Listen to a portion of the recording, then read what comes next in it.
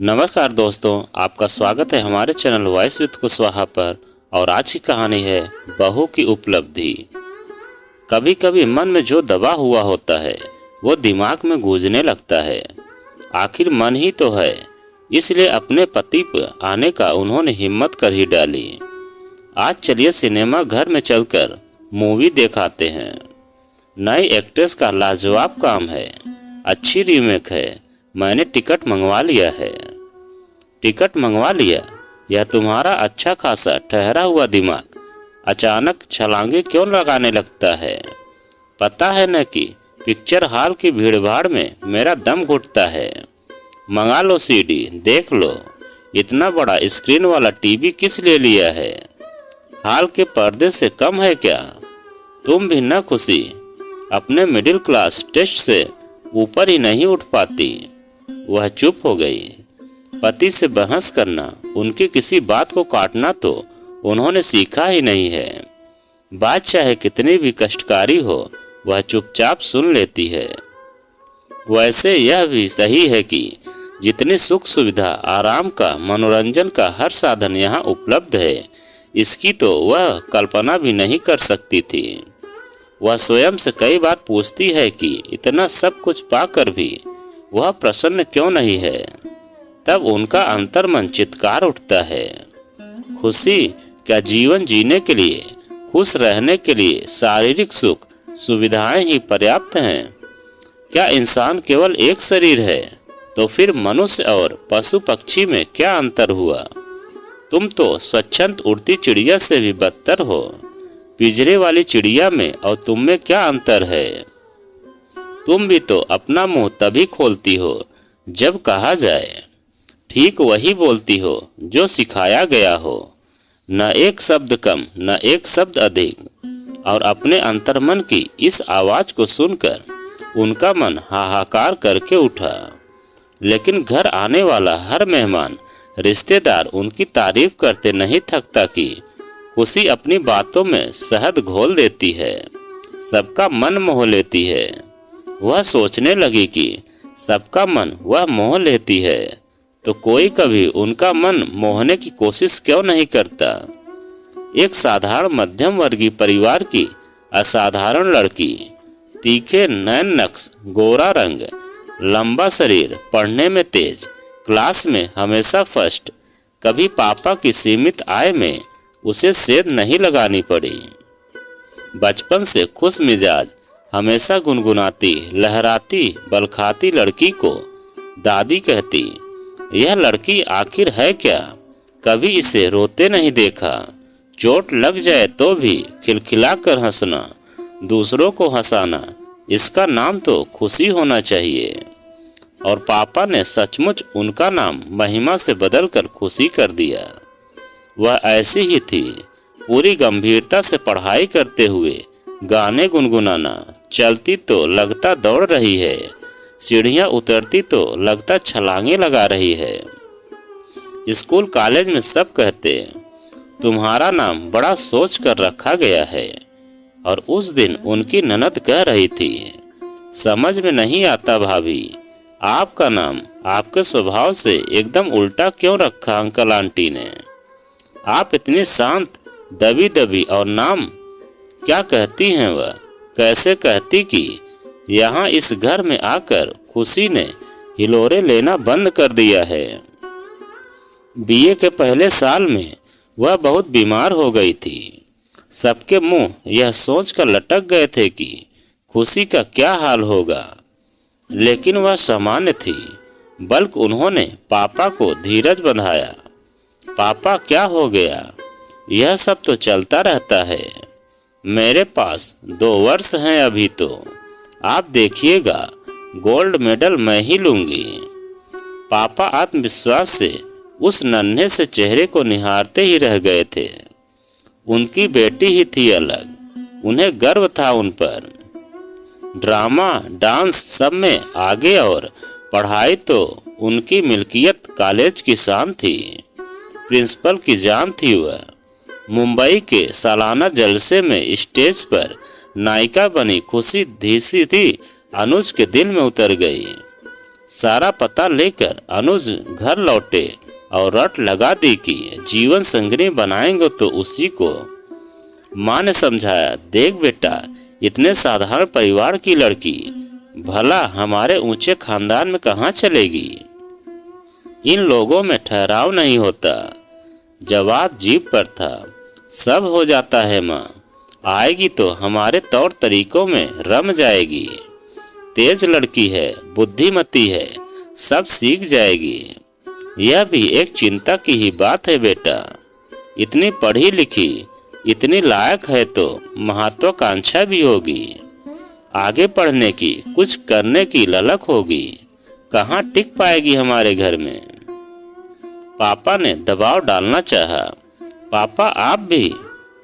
जब उसे घर बैठे सारा कुछ मिलेगा, हर सुख सुविधा उसके कदमों में होगी, तो वह रानी महारानी की गद्दी छोड़कर भला नौकरी करने बाहर क्यों जाएगी।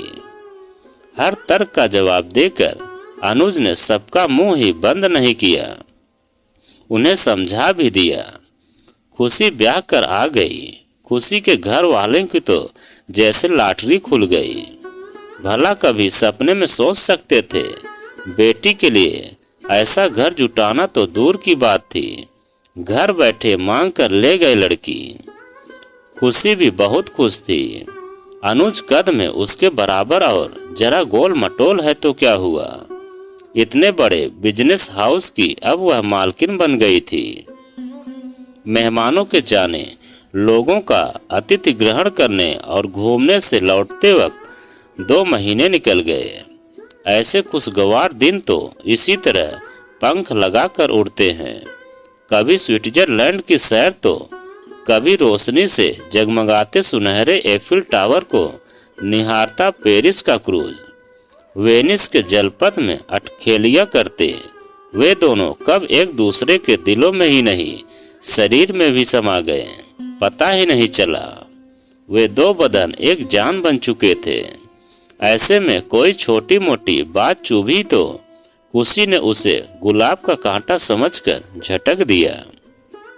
उस दिन पेरिस का मशहूर लीडो शो देखने के लिए खुशी अपनी वह सुनहरी बेल वाली हरी साड़ी मैचिंग ज्वेलरी के साथ पहनकर इठलाती निकली तो अनुज ने एकदम टोक दिया, बदलो जाकर, यह क्या पहन लिया है। वह नीले रंग वाली शिफॉन पहनो, मोती वाले सेट के साथ। चुपचाप उन्होंने अपने वस्त्र बदल तो लिए थे, पर कुछ समझ नहीं आया कि इसमें क्या बुराई थी। लेकिन उन सुनहरे पलों में वह कटुता नहीं लाना चाहती थी, इसलिए चुप रही। अब उस दिन किसी के यहाँ जाने के लिए उन्होंने बड़े शौक से मोतियों के बारीक झालर वाली ड्रेस निकाल कर रखी थी, मोतियों के ही इटालियन सेट के साथ। बाथरूम से बाहर निकली तो देखा अनुज बड़े ध्यान से उस ड्रेस को देख रहे थे। खुश होकर वह बोली, अच्छी है ना यह ड्रेस। अच्छी है, मुझे तो यह समझ नहीं आता कि तुम हमेशा यह मनहूस रंग लादने को क्यों तैयार रहती हो। अनुज की आवाज में बेहद खीस थी। चुपचाप खुशी ने गुलाबी सिल्क पहन ली, लेकिन अपनी छलछलाई आंखों को छिपाने के लिए उन्हें दोबारा बाथरूम में घुसना पड़ा था। उसके बाद उन्होंने सभी काले कपड़े अपने वार्डरोब से निकाल ही दिए। कभी कभी उन्हें अपने होने का जैसे एहसास ही नहीं होता। जब उनकी अपनी कोई इच्छा ही नहीं तो उनका तो पूरा का पूरा अस्तित्व ही निषेधात्मक हो गया न। कितने सपने थे आंखों में, कितनी योजनाएं थी मन में। विवाह के बाद तो उन योजनाओं ने और भी वृहद रूप ले लिया था। इतने बड़े व्यवसाय का स्वामित्व तो सारी की सारी पढ़ाई को सार्थक कर देगा। पर क्या हुआ, मन में उमंग और तरंग लिए मुस्कुराकर जब उन्होंने अनुज से कहा था, अब बहुत हो चुकी मौज मस्ती, ऑफिस में मेरा केबिन तैयार करवा दीजिए, कल से ही मैं शुरू करती हूँ, महीना तो काम समझने में ही लग जाएगा। अनुज अवाक उनका मुंह देखने लगे। क्या हुआ, ऐसे क्या देख रहे हैं आप। तुम ऑफिस जाओगी? पागल हो गई हो क्या? हमारे खानदान की औरतें ऑफिस में? अरे तो क्या इतनी मेहनत से अर्जित एमबीए की डिग्री बर्बाद करूं घर बैठकर? बोल क्या रहे हैं आप? वह सचमुच हैरान थी। हाँ, डिग्री ली, बहुत मेहनत की, ठीक है, पढ़ी लिखी हो, घर के बच्चों को पढ़ाओ, अखबार पढ़ो, पत्रिकाएं पढ़ो, टीवी देखो। इतना बोलकर अनुज उठकर चल दिए। खुशी को काटो तो खून नहीं। मम्मी पापा की दी हुई सीख और पारिवारिक संस्कारों ने उनकी जबान पर ताला जड़ दिया था। छटपटाहट में कई रातें आंखों में ही कट गईं। पर करें तो क्या करें? सोने का पिंजरा तोड़ने की तो हिम्मत है नहीं। और जैसा होता है, धीरे धीरे रमते रमते वह उसी वातावरण की आदी हो गई। विद्रोह का सुर तो कभी उठा ही नहीं, पर अब भावना भी लुप्त हो गई। दिन महीने इसी तरह बीतते गए। 5 साल में प्यारी सी श्रेया और गुड्डा सा आयुष तनमन को लहरा गए। अधूरे जीवन में संपूर्णता आ गई। पूरा दिन बच्चों में बीतने लगा, उनका पढ़ना पढ़ाना, और उसी में व्यस्त खुशी को देखकर अनुज ने भी चैन की सांस ली। वरना खुशी का मूक विद्रोह और सूनी दृष्टि को झेलना कभी कभी अनुज के लिए कठिन हो जाता। वह कई बार संकल्प करती है कि जिस तरह उसने सपने चकनाचूर हुए, सारी कामनाएं राख हो गई, ऐसा श्रेया के साथ नहीं होने देगी। पर विद्रोह की चिंगारी भड़कने से पहले ही राख हो जाती है। विदाई के समय दी गई मम्मी की नसीहत एकदम याद जो आती है। बेटी, तू हमेशा अपनी इच्छा की मालिक रही है। अपनी खुशी में कभी किसी को कुछ नहीं समझा तूने, पर ससुराल में संभल कर रहना, हर बात को काटना, अपनी मर्जी चलाना, यह सब यहीं छोड़ जा। वैसे भी वे बड़े लोग हैं, उनका रख रखाव और तरह का है। तेरी किसी भी हरकत से उनकी प्रतिष्ठा पर आंच नहीं आने पाए।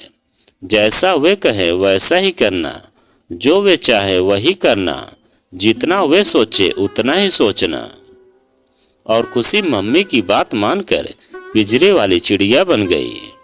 कितनी विचित्र होती है ना इन भारतीय संस्कारी परिवारों की कन्याएं।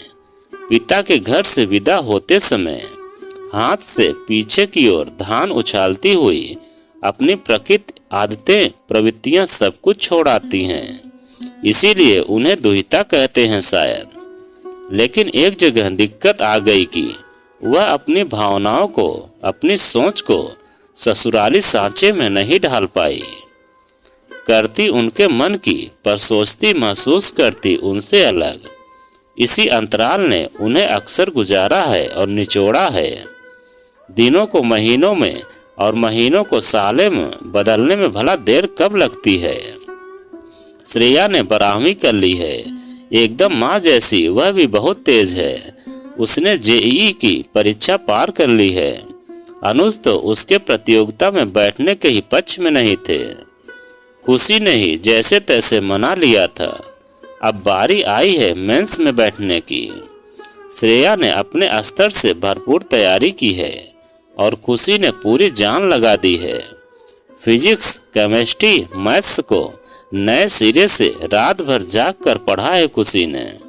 बेटी कहीं अटकी और समाधान लेकर माँ तैयार है। अनुज सब देख रहे हैं और उनके पागलपन पर हंस रहे हैं। घर के सभी लोगों ने कह दिया कि मेंस में बैठने की कोई जरूरत नहीं। जिस जगह जाना नहीं वहां का पता क्या पूछना।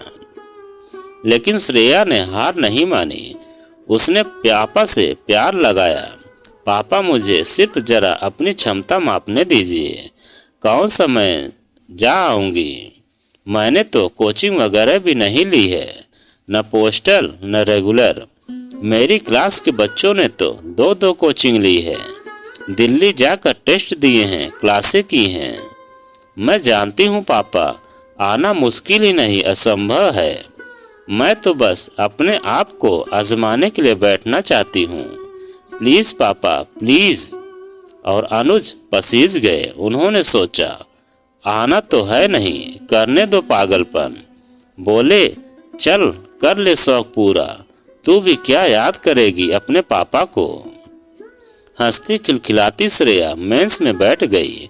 और यह क्या, शायद निषेध संघर्ष करने की क्षमता में एकदम वृद्धि कर देता है, व्यक्ति को अधिक गहनता से उत्साहित करता है। श्रेया की रैंक तो 200 आ गई थी। आराम से मुंबई में प्रवेश मिल जाएगा, ऐसा तो सचमुच न श्रेया ने सोचा था और न ही खुशी ने। अब माँ बेटी दोनों इसी सकते में हैं जैसे कोई अपराध कर डाला हो। श्रेया की इतनी बड़ी उपलब्धि इस परिवार के घिसे पिटे विचारों या पता नहीं झूठी मान मर्यादा के कारण एक पाप बन गई है। दूसरे परिवारों में तो बच्चे के 3-4 हजार रैंक लाने पर भी उसकी पीठ ठोकी जा रही होगी, जश्न मनाया जा रहा होगा। बेचारी श्रेया का हफ्ता इसी उलझन में निकल गया कि बताए तो कैसे बताए। खुशी भी हैरान है, वह मौके की तलाश में है कि यह खुशखबरी कैसे दे और कब दे। बात तो सचमुच हैरानी की है।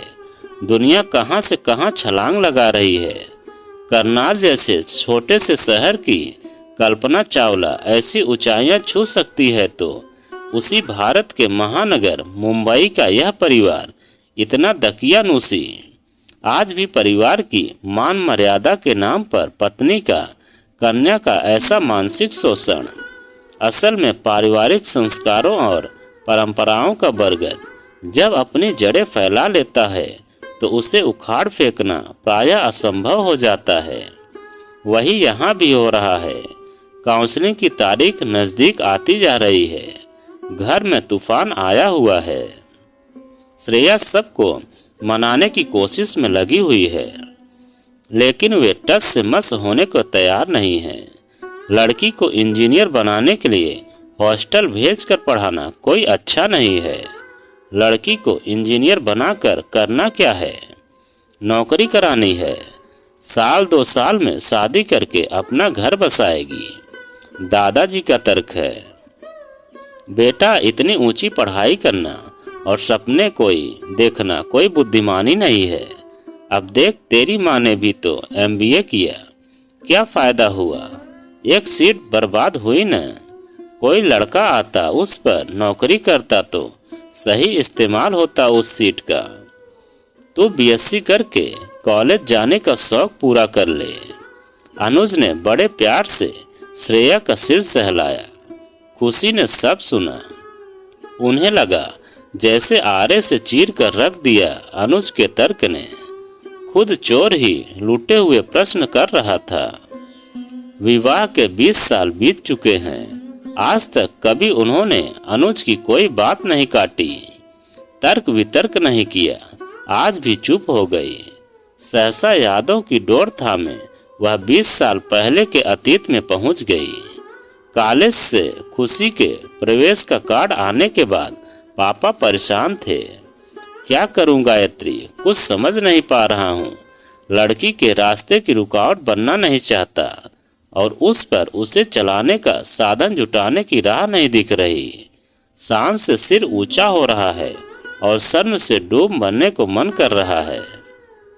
पापा सचमुच परेशान थे। अरे तो सोच क्या रहे हैं, भेजिए उसे। हाँ भेजूं तो, पर हॉस्टल का खर्च उठाने की औकात कहाँ है हमारी। ओह, यह समस्या है। यह प्रबंध मैंने कर लिया है। मालती चाची की लड़की माधुरी मुंबई में है। पिछले साल ही राजेश का तबादला हुआ है। मेरी बात हो गई है माधुरी से, लेकिन इतना बड़ा एहसान, बात 1-2 दिन की नहीं, पूरे 2 साल की है। हाँ, वह भी बात हो गई है मेरी। बड़ी मुश्किल से मानी। 2000 रुपये महीना हम रानी के नाम जमा करते रहेंगे। रानी? अरे भाई, उसकी छोटी बेटी। बस बाकी खुशी समझदार है। मौसी पर बोझ नहीं, सहारा ही बनेगी। बहुत बड़ा बोझ उतारा था पापा के सिर से, वरना वह तो PF पर लोन लेने की सोच रहे थे।